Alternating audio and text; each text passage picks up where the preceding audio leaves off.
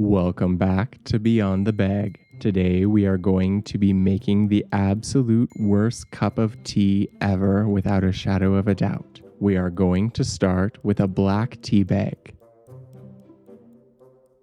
Now, this tea is all trapped inside the bag, so we are going to open it and dump the contents into the mug.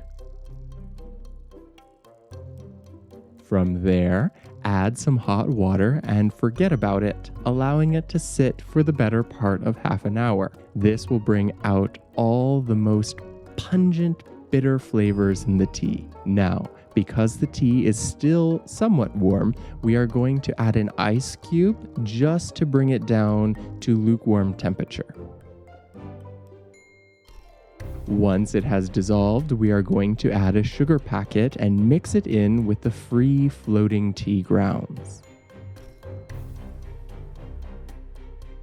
Then, to finish it off, we are going to add one non-refrigerated dairy creamer packet.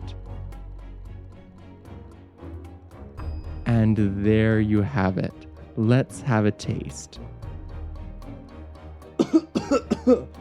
Well, that is truly horrific.